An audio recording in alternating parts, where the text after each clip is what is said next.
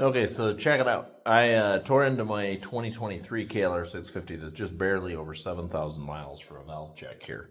And I've been told that the KLR650 has tight valves from the factory a lot of times.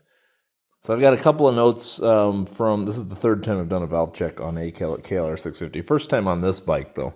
And I'm way early. The factory says that it needs done in at 15,000 miles. I'm at 7, so I'm not even quite half of what the factory says. And check out what my valve measurements are. Also, I've got a couple of shortcuts I'll go over here in a little bit from my last video that'll save just a tiny bit of time if all you're doing is checking valves. Okay, so minimum tolerance for the intake side is 0.1. Maximum is 0.2.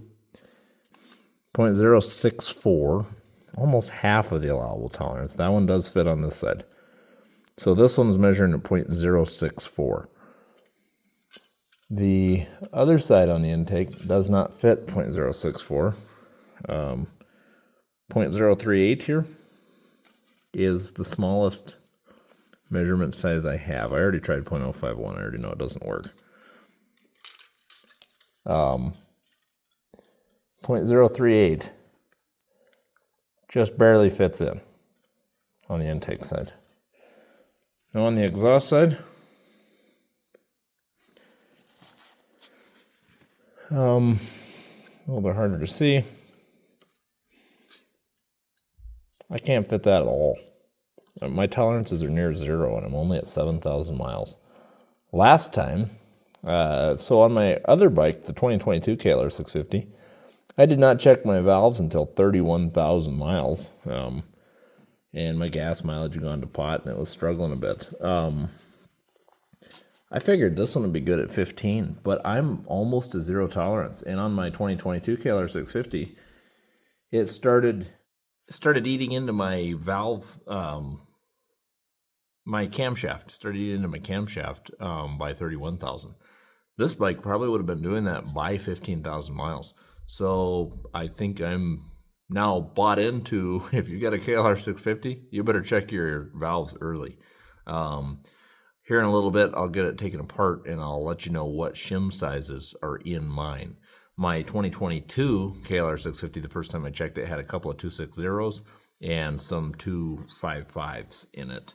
The shim kits you buy will try to sell you 265s and 27s from what I've seen as well, and those are oversized. The valves do nothing but tighten on these bikes, so there's no need for those. I'll let you know what I have for shims in this bike as it came stock, and then we'll go from there here in just a little bit.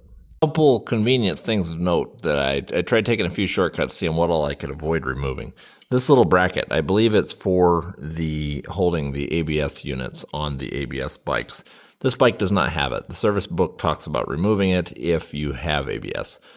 In my case, I don't. I did find to get the valve cover off, I absolutely did have to remove that screw and twist the bracket up. I actually may remove it because all it does is hold the wire and I can zip tie that into place elsewhere. So I might actually be removing this bracket on my bike. I don't necessarily take my advice on that. But to get the valve cover out, that bolt does in fact have to come off. I forget how well I emphasized that in my last video. Over here on the left side with the radiator, this is the biggest thing that I found was a time saver. After some advice or a comment on one of my last videos, or on my last video for the 2022 bike, this one here, I did not actually disconnect my radiator hoses. I did not drain my radiator fluid. I simply released it, lifted it off of its little posts, and leaned it forward as far as I could to get it out of the way. And that was enough to clear the valve cover. That saved me a whole flush of the coolant system.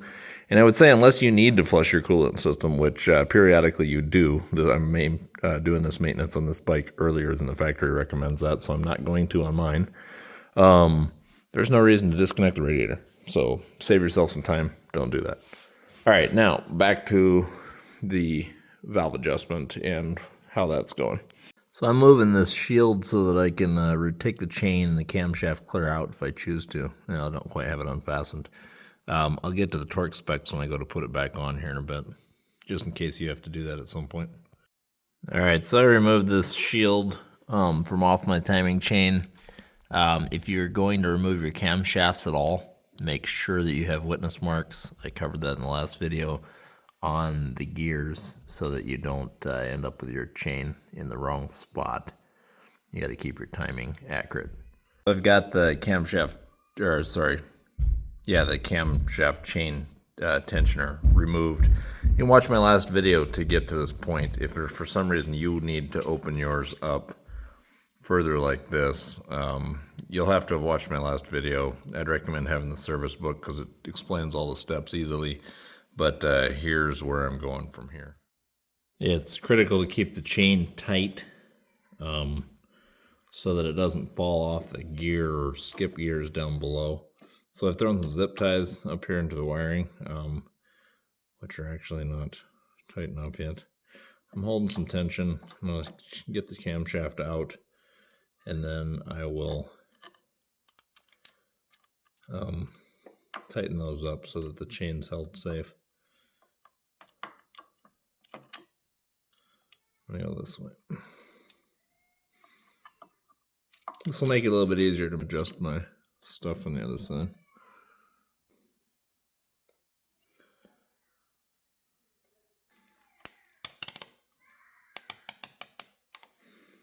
There, that'll keep it temporarily. Okay, so this is the exhaust camshaft, and I've mostly removed it just to make it easier to show you. Check out these little grooves, the wear line. That was below zero tolerance at 7,000 miles, already eating into my camshaft. It's not near as bad as my 48,000 mile bike is because I let that go much longer, but that is less than half of the time I was supposed to go before a first check. I would say it's critical to get maybe a 5,000 mile or earlier check-in on your Gen 3 KLR650. And then we'll see over time how that continues to wear, but I'm guessing by putting it at the top of spec, it'll be better after this. I've looked over the rest of the camshaft, and there's no lumps, no marks, no damage to the cam lobes.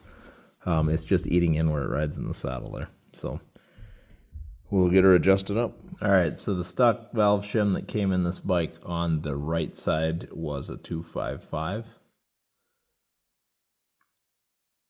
And the left side exhaust valve shim was also 255 from the factory. All right, so I've got 235s for, no, 230s for shims in the exhaust side. 203 is the gap measurement that, the tolerance measurement that is fitting under the right side. So that one is still, I need to go down one more shim size to try a 225. 254 goes on the other side, the left side exhaust, and that is within spec, and I checked, it doesn't fit the next one up. So we've made some pretty major adjustments. I want them on the top end because they wear in smaller. Also of note, once I threw those in, because these measured at zero, or like I didn't know exactly where they were smaller than my .038 shim, which is the smallest shim size or measurement size that I have. You got to throw a couple in that are notably different size just to see if you can get them to measure.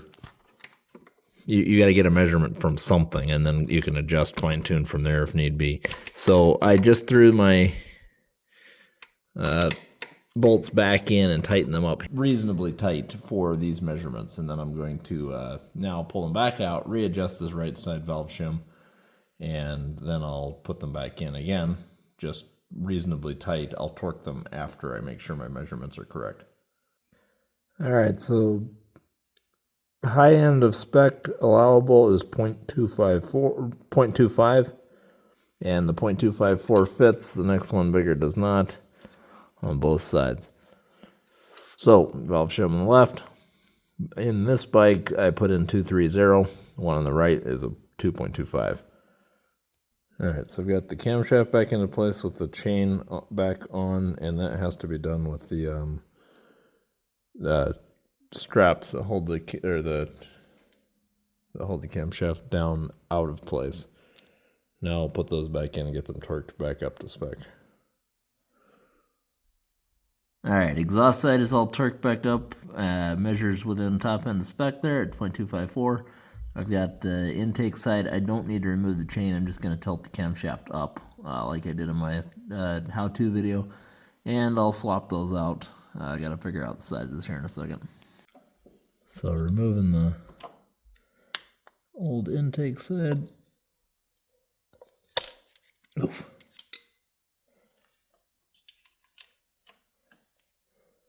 And that is a 265. It's the biggest one I've taken out of a KLR so far. My other one had three 260s, my old bike, other bike, and a 255. This is a 265 on this one. So right side intake, I'm replacing the 265 that was in it with a 2.55, which will get me to probably 0.164 or so based on my last measurement, which will be just above mid-spec. I can't, if I put the next size down, it'll end up too wide of a gap. So going with this one on this side, and then we'll check the other side.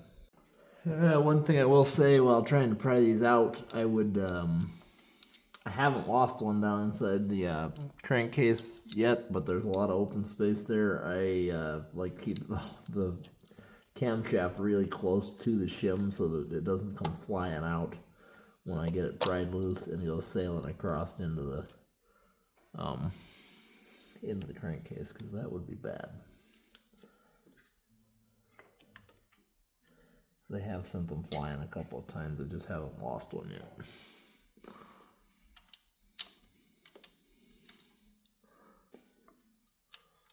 There we go. Oops, I just made my chain jump. That was a mistake.